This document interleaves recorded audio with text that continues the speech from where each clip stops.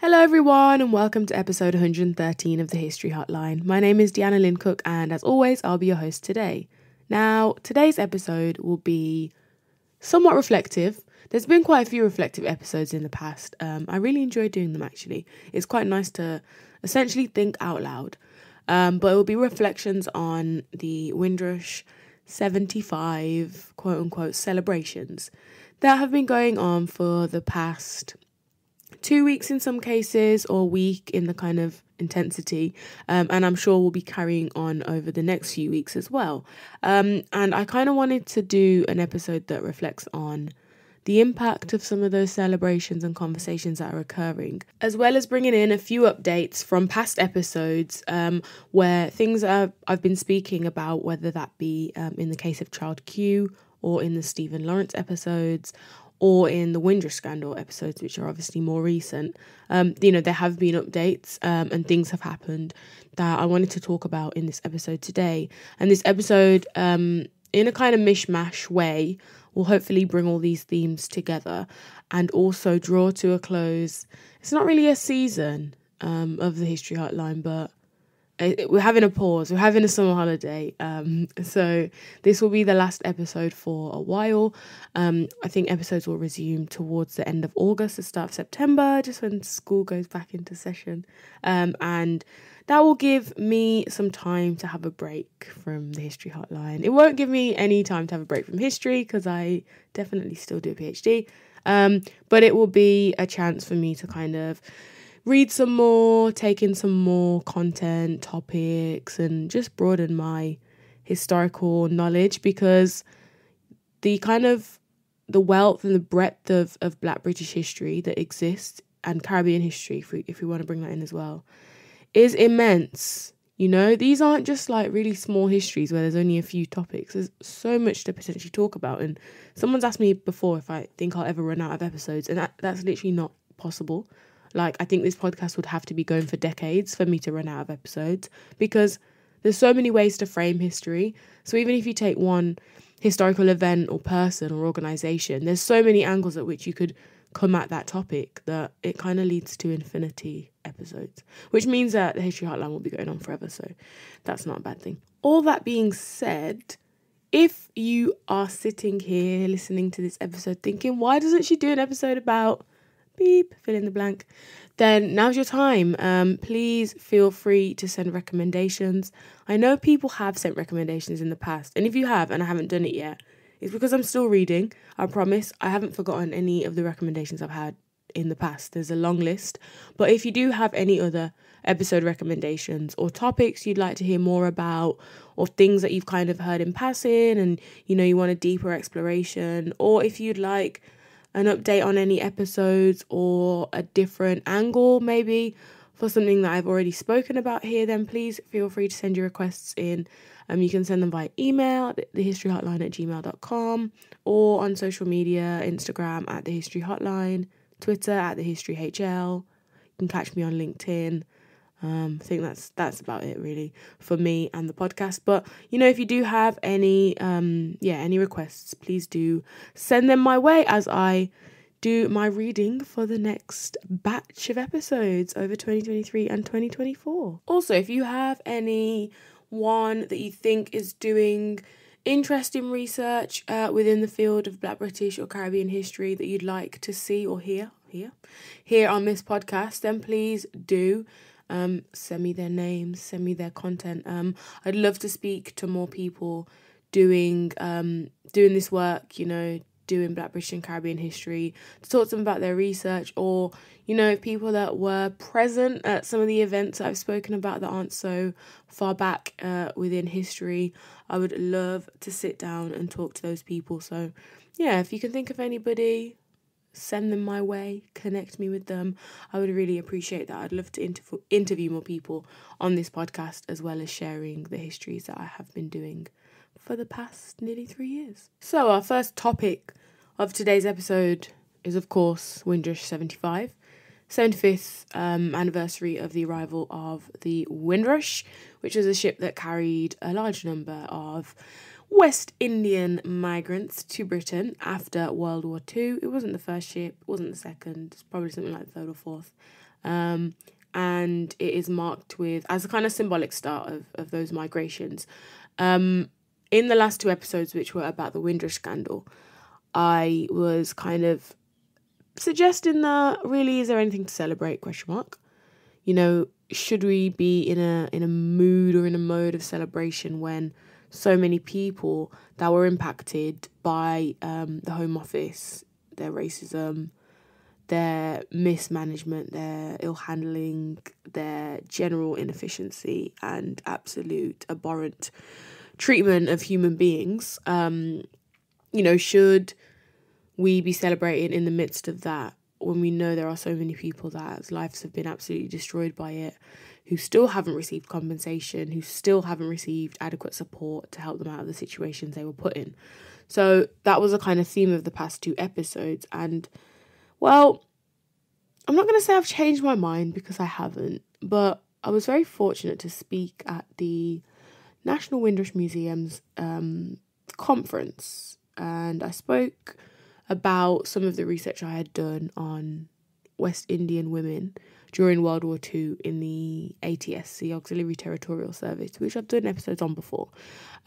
So in doing that, I was in a lot of conversations and in a lot of rooms where the theme was of celebration. You know, this conference was for Windrush75.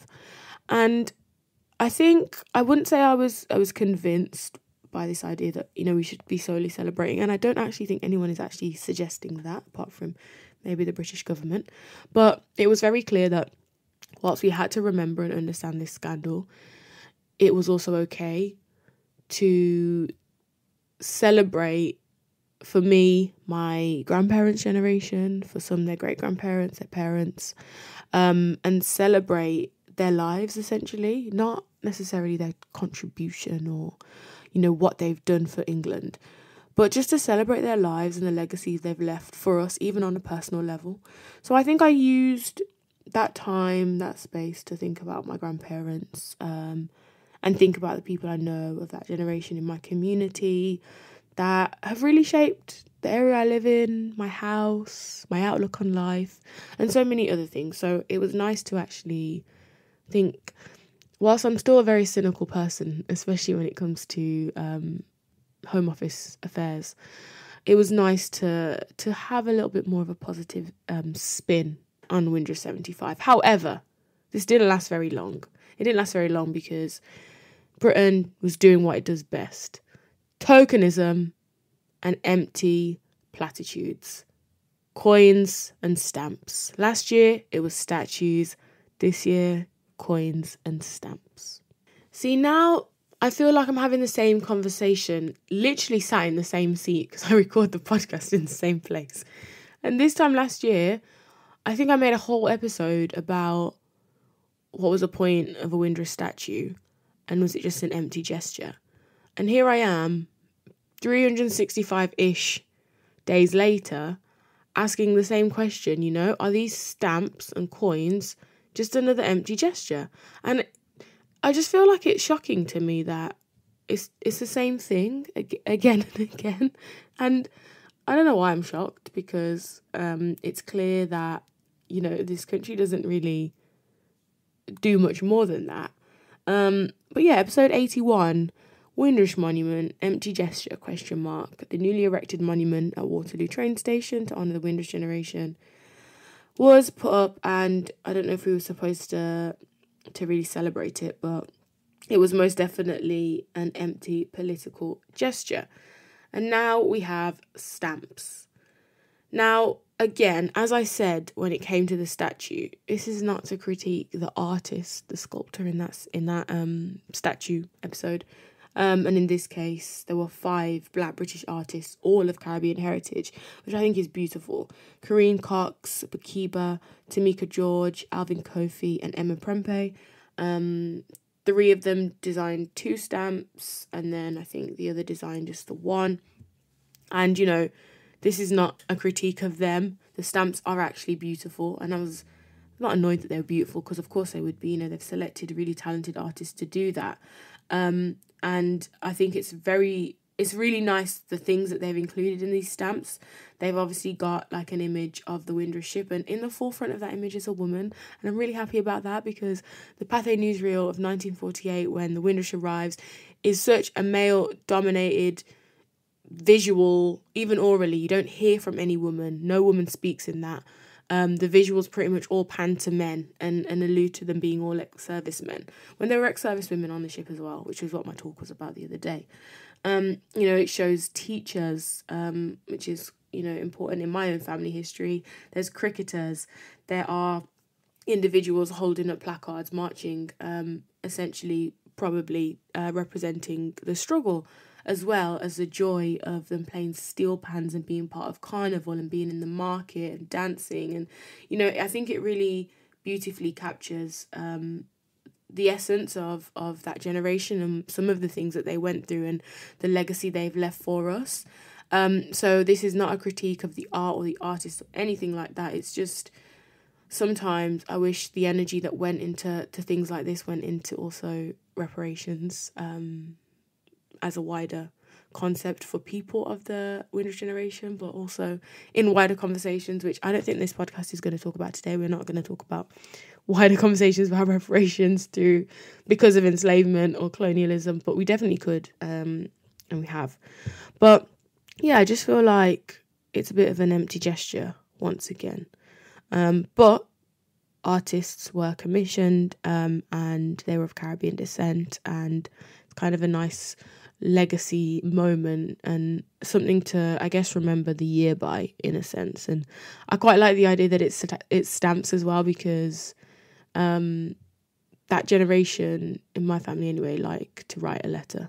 And they were writing letters back home. They were receiving letters from back home. And, that was a way they communicated. And so, to kind of have their story on a stamp in the way that they would have communicated with back home and kept the memories that they had of home alive and that kind of thing, is quite a nice thing. But again, I'm calling it an empty gesture. Sorry. And now onto the coin. There's a 50p coin, a new 50p with Windrush75. And again, a descendant of that generation from the Caribbean, Valda Jackson, was commissioned to design. She designed them, and then those designs were selected for the coin, which depicts two people of the Windrush generation dressed smartly, standing together. It looks like a man and his wife, or one could assume, and then the backdrop is of a Union Jack flag, and it's supposed to represent pride and belonging. And yeah, it's just interesting that the Royal Mint had the time, the money to print coins, but they didn't have the coins to give to those who needed compensation. So that one for me is just not really making sense. But nothing makes sense because it's just an empty gesture. So why would it make sense? But again, this isn't at all critique of the design that was chosen, the artists that have done that design. It is just of the fact that, once again, it seems like we have an empty gesture with actually no real move to do anything to support the people that really need supporting financially after this scandal. I was very shocked to see an article that was speaking about a senior Metropolitan Police officer apologising for the trauma that was caused to child Q. Now, if you remember back in 2022, I believe, if you remember back to episode 69, Child Q and the Adultification of Black Girls, I spoke about a case that had come up from 2020 of a 15-year-old young girl who was strip searched at school after being wrongly suspected of carrying drugs. And I won't go into much more than that with this part of the episode, but 3 years on, Child Q has actually spoken out for the first time in an updated report into the incident. And Detective Chief Superintendent James Conway, in response, and I quote, said, The experience of child Q should never have happened, and I am sorry for the trauma that we caused her. I'm also sorry it took an event like this to highlight that we were overusing this type of strip search on children. Now, I'm sorry that it's taken you that long to actually acknowledge that and apologise. And I'm even more annoyed that it's a report that's taken this kind of response. Not the actual case itself. And yes, there were apologies made at the time, but for somebody with authority within the Met to come out and actually acknowledge the failings, which I'm sorry, that sounds institutional to me. Institutional failings, but we don't really like big words like institutional racism or institutional failings or systemic issues, even though it's very clear that's what that is here. And hopefully there will be further conversations about A, the removal of this kind of procedure in schools, B, the removal of police from schools, and C, the over-policing of black children more broadly. I think we might get A, so unlikely we'll see B, and C seems impossible to me at this stage. But that was an update within that case from an episode that came out in March 22. And the next thing I wanted to speak about was, this feels so strange to say this, I don't know if update's the right word, but an update in the Stephen Lawrence case. Who would have thought 30 years after Stephen Lawrence was murdered, that a sixth suspect named Matthew White would be named by the Met following the publication of an investigation. White died 2 years ago, aged 50, and so cannot be held to account, cannot be brought to justice, cannot answer for what he's being accused of, or whether he was there or not. It will be based on whatever evidence is available. And it's just, it just says so much, doesn't it, that this family have had to fight so long and so hard to just get the scraps of a semblance of justice. It's ridiculous. And again, it just really shows the failings of the Met. And it's just such an infuriating situation that they have covered up that, which I believe they have. This is me speaking on opinion here, not fact, but, they clearly knew who he was, and it's only now that this is all being released after his death, which is very convenient. Dwayne Brooks, who was with Stephen Lawrence when he was killed, always said there was a sixth person, which I didn't actually talk about in the episode that I did on the Stephen Lawrence 30 years on. But he's always said that there were 6 people when it was only 5 people whose names were mentioned in investigations and inquiries. Baroness Doreen Lawrence has, of course, called for serious sanctions against those Met officers who have failed to investigate the murder adequately or in any way, really, because this infuriating revelation is clearly just another step in the failings of this force. And I just don't think that this is the end. I don't think that this will be the last we hear of this story or investigation. Imagine if this was investigated properly in the beginning. Just imagine the difference. Unfortunately, this family would have still lost their son. Friends would have lost a friend. But the difference in this case and the difference in the handling of it, how, much less harrowing that would have been for her family. And, I assume that officers that might have been part of this investigation in its initial stages 30 years ago may not even be alive now, if they were, 50s, 60s, 70s at that point. Senior officials within the Met might not be here now. So there is also that. And, Matthew White first came to police attention when Stephen Lawrence was killed in 1993. And he was a witness at that point. And he told officers he'd visited the home address of 2 of the suspects on the night of Stephen's murder, linking him to 2 suspects. And then he was again seen by police when he refused to attend the Stephen Lawrence inquiry During the post-inquiry investigation in 1999, he was re-interviewed. He was arrested and interviewed in March 2000, and in December 2013, a file was submitted to prosecutors in May 2005 and October 2014. And on both occasions, the CPS, the Crown Prosecution Service, basically said that there was no kind of realistic way that he would be convicted for any offence. So you can see, he's not just some random person that's popped up in the story 30 years later. He was being questioned at every stage of investigations by the Met, let alone he's still been allowed to get away with this and die without facing any kind of justice. So yes, it's clear that, the Met are still a very long way away from any kind of positive change, shall we say, especially when it comes to institutional racism. There were a few other things I wanted to briefly touch on, but not say too much about because, I'll be honest, I'm just a bit underread when it comes to the topics, but stop and search being ramped up, which we know disproportionately impacts black boys, black men, and the idea that this is going to help prevent crime, when we know that it doesn't, and actually remedying the reasons that people take part in criminal activity would probably be more of an effective approach. It was an approach taken in Scotland many years ago,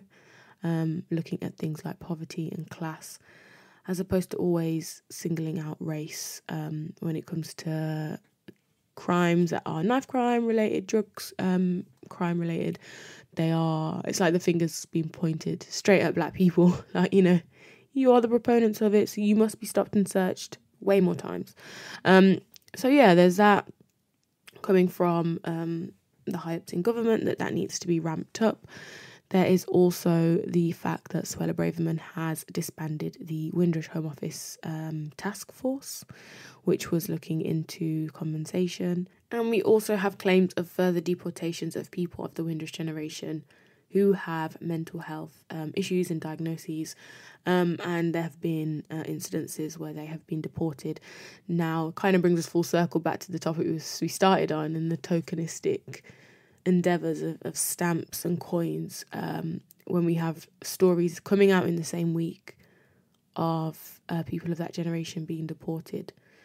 And so, it kind of leaves me to think about where we are at this point, at the start of 2023.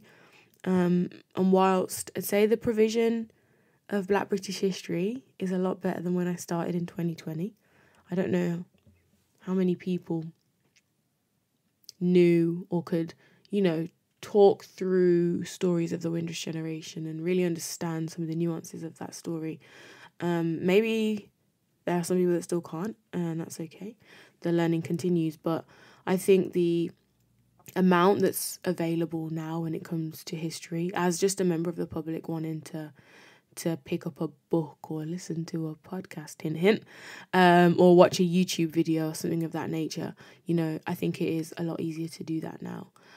So whilst there are positive changes, and there have been positive effects of having something like Windrush Day and thinking about the post-war migrations of Caribbean people, there are obvious, very, very obvious issues with that, and it does have a problematic tone to it when the kind of most substantial things that are being done are new coins and stamps.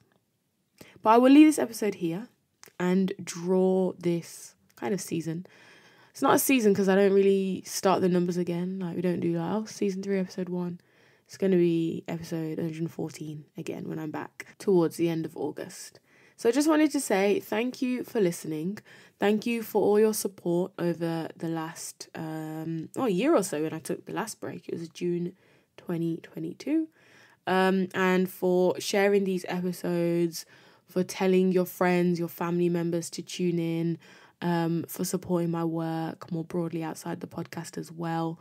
I am really, really grateful, and I couldn't do it without you, and I wouldn't do it without you, so thank you all so much, and I hope you continue listening, and now if you've missed episodes, you've got a chance to catch up. You've got a few weeks, so do enjoy. Have a wonderful week. Thank you. Goodbye. Thank you for listening to this week's episode of the History Hotline. To continue the conversation, follow us on social media at the History Hotline on Instagram and at the History HL on Twitter.